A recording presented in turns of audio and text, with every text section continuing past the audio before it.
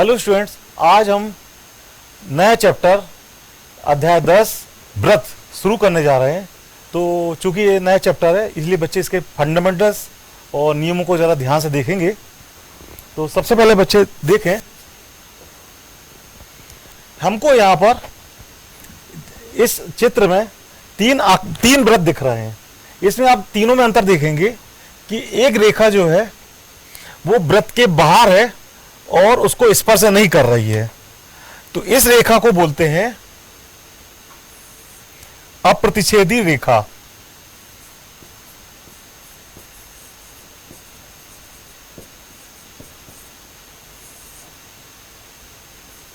रेखा दूसरे चित्र में देखते हैं कि यह रेखा व्रत को दो बिंदु में प्रतिच्छेद कर रही है। कौन कौन से बिंदु पर? बिंदु ए और बिंदु बी पर प्रतिच्छेद कर रही है, इसलिए इसको छेदक रेखा कहेंगे।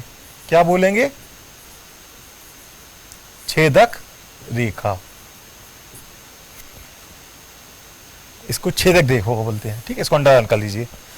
और तीसरे चित्र में रेखा पी क्यू व्रत को केवल एक बिंदु पर स्पर्श कर रही है, कि एक और केवल एक बिंदु पर स्पर्श कर रही है, इसलिए इसको हम स्पर्श रेखा कहेंगे।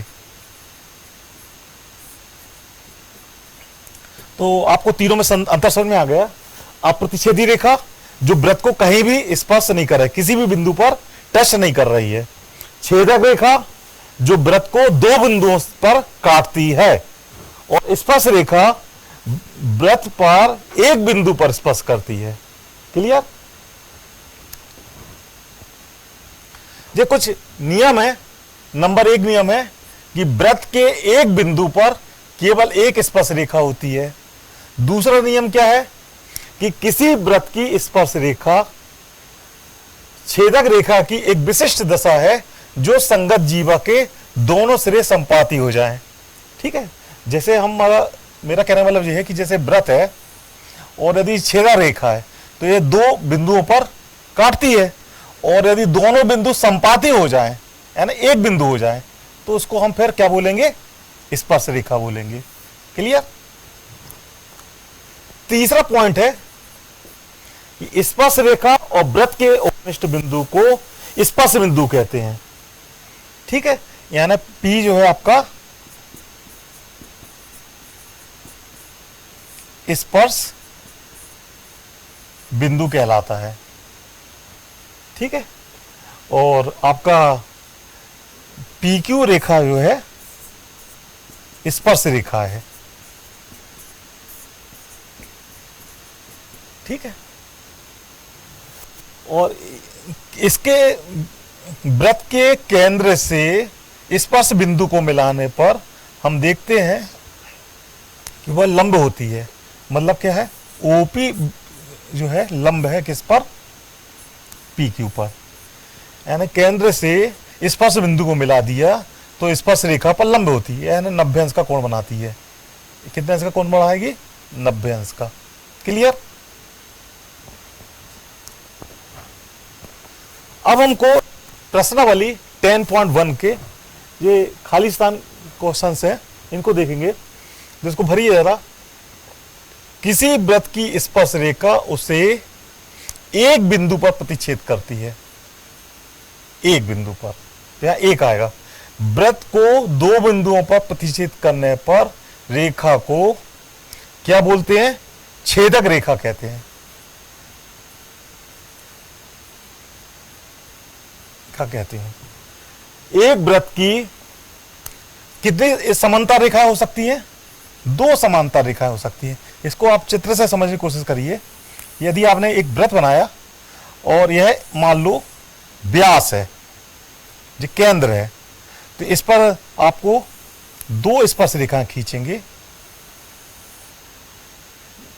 तो इसको थोड़ा ठीक कर लीजिए।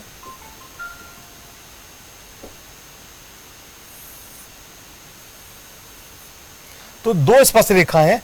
यह रेखा का नाम है मान लो PQ और इस रेखा का नाम है RS।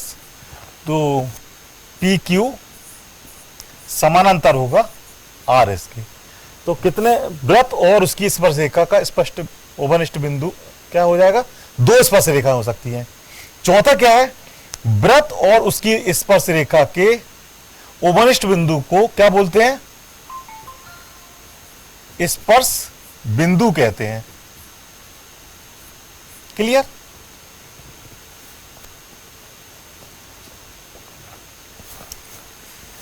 अब हम अगला क्वेश्चन देखते हैं कि 5 सेंटीमीटर त्रिज्या वाले एक वृत्त, तो हम यहां पर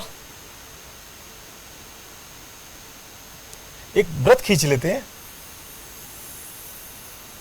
मान लो हमने वृत्त खींचा और इसकी त्रिज्या कितनी है, 5 सेंटीमीटर।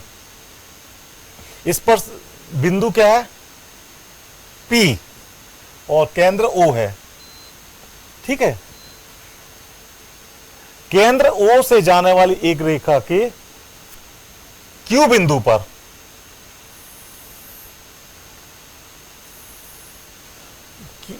केंद्र O से जाने वाली रेखा से बिंदु Q पर इस प्रकार मिलती है कि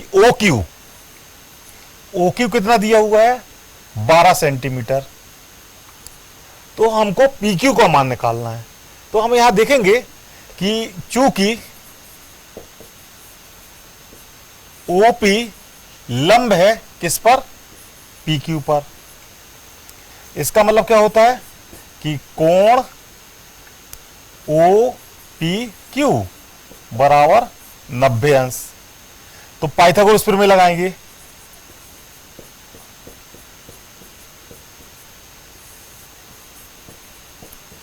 प्रमेय से क्या हो जाएगा आपका,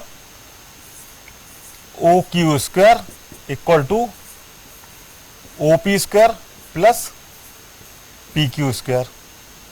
तो OQ स्क्वायर दिया हुआ है आपका 12 स्क्वायर और OP स्क्वायर दिया हुआ है 5 स्क्वायर और प्लस PQ स्क्वायर। तो आपका आ जाएगा PQ स्क्वायर इक्वल टू 12 का स्क्वायर कितना होता है, 144 माइनस 25। तो ये आ जाएगा आपका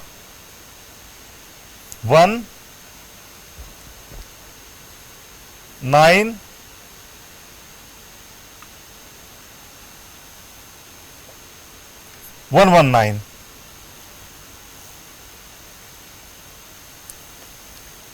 तो आपका PQ का मान कितना हो गया, √119। यहां देखिए, ये ऐसे घटाएंगे आप, ये हो आपका, इसमें से एक ले लेंगे तो 14 हो जाएगा। 14 में से 5 गए 9, 3 में से 1 गए, 3 में से 2 गए 1, 119। ठीक है, तो ये आपका PQ की मान आ जाएगा सेंटीमीटर में।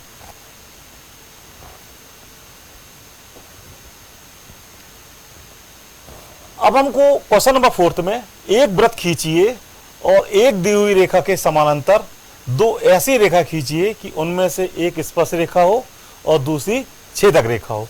तो उसके लिए आप क्या करेंगे,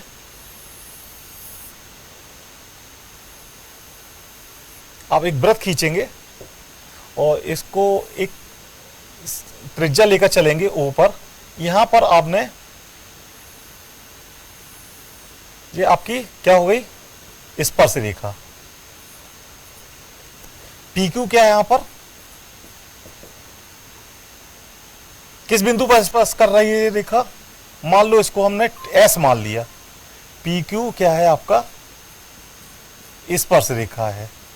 और क्लियर है कि OS जो होगा वो लंब होगा PQ पर, और जब लंब है तो इसका मान कितना होगा, 90 अंश। अब हम एक रेखा ड्रा करेंगे, तो यह रेखा हम इस तरह से ड्रा करेंगे कि यह भी इस पर लंब हो। क्लियर? तो जब इनके दोनों कोण 90 अंश होंगे तो यह रेखा का हम नाम दे देते हैं, ये PQ है और इसका नाम दे दिया हमने LM। तो यह LM जो है आपका समानांतर है किसके, PQ के। कारण क्या है कि दोनों के आपके समानांतर के गुण से दोनों 90 एंगल है। ठीक है, और ये दोनों रेखाएं कैसी होंगी, समानांतर होंगी। ठीक है, ओके। तो इस तरह से और भी क्वेश्चंस हैं, हम आगे देखते हैं। Thank you.